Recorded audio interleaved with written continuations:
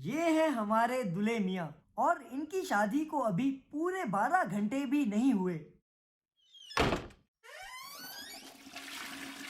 लेकिन ये कुछ ज्यादा खुश नहीं है और वजह पता है क्या है? और कैसी रही रात? हेलो, हाउ आर यू भैया। आज की वीडियो में हम आवाज उठाएंगे उन मजबूर दूल्हों के लिए जिन बेचारों की शादी के टाइम पूरा खानदान मिल के लेता है और ऐसी लेता है कि बेचारा शादी के वक्त ही लेना भूल जाता है। अब वो बेचारे दूल्हे को महफिल के आदाब के खातिर कुछ बोल नहीं सकते, लेकिन चच्चा मुझी तो सबकी खोल सकते हैं। तो भैया शुरू करते हैं आज का पोस्टमार्टम। भैया वैसे तो लड़कों को शादी से पहले हर रात बस एक ही रात का ख्वाब आता है।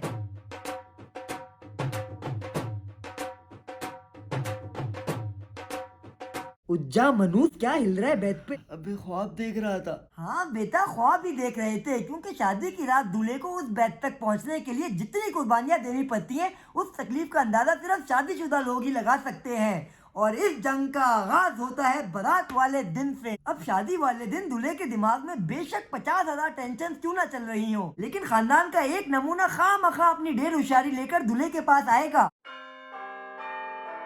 खालू अभी तो पिया था ये शेक। अबे और पी ले, रात को पिलक जल्दी शॉर्ट नहीं होगा।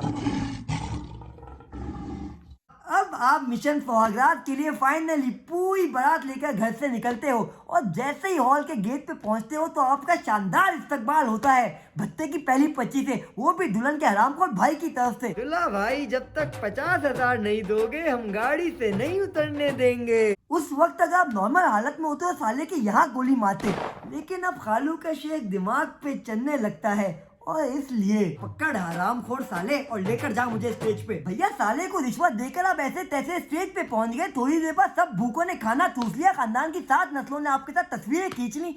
अब फाइनली वो वक्त करीब ही होता है जिसका आपने बचपन से ख्वाब देखा होता है, लेकिन अब कीड़ा काटता है दुल्हन की मनूस बहनों को। अबे ये जूता छुपाई मस्जिद की रस्म होती है, शादी की नहीं। लेकिन आप ना चाहते हुए भी अपना जूता उतारने देते हो क्योंकि आपने भी तो घर जाके शलवार और साला खालू का शेख। इसीलिए पकड़ बनूस की बच्ची, साली जूता तो दे मेरा। अब रुखसती हो गई, आपकी दुल्हन सजे हुए बेड पर आपका इंतजार कर रही है और आपको लगता है आपका रास्ता बिल्कुल साफ है, लेकिन उस साफ रास्ते का कांटा बनती है आपकी अपनी बहन जो दरवाजे के बाहर भूख हड़ताल पर बैठी है। हमारी मांग है पूरी करो, हमारी मांग है पूरी करो। अब इस मौके पर आप सोचते हो अगर इतने ही पैसे देने होते तो साला आंटी शमीम के खोते पर ना चला जाता, लेकिन अब इतना दूर आकर दरवाजे से तो वापस नहीं जा सकते और इसलिए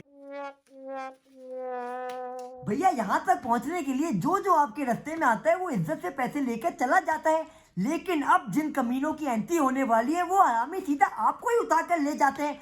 अब हमने बचपन से बॉलीवुड में देखा है कि दूल्हे के दोस्त उसको जबरदस्ती धक्का देकर ऐसे कमरे में एंट्री करवाते हैं, लेकिन हमारे दूल्हा के कंजर दोस्त जो उस रात बेचारे को 30 डिग्री टॉर्चर करते हैं उन हरामियों का बस नहीं चलता कि दूल्हे को उधर ही फांसी देकर मार दें। लेकिन बेचारे दूल्हा के दोस्त भी ये सब जेलसी में करते हैं क्योंकि उनको पता है दूल्हा तो अंदर जाकर मजे कर लेगा, लेकिन उन्होंने तो उस रात भी हाथ से ही काम चलाना है। अब सारी जंगे फतह करने के बाद दूल्हा फाइनली कमरे में एंटर होता है। उसकी दुल्हन तैयार बेड पे बैठी होती है। वो शर्माता हुआ दुल्हन के पास जाकर बोलता है, शुरू करें। पहले ये पिन खोल दें,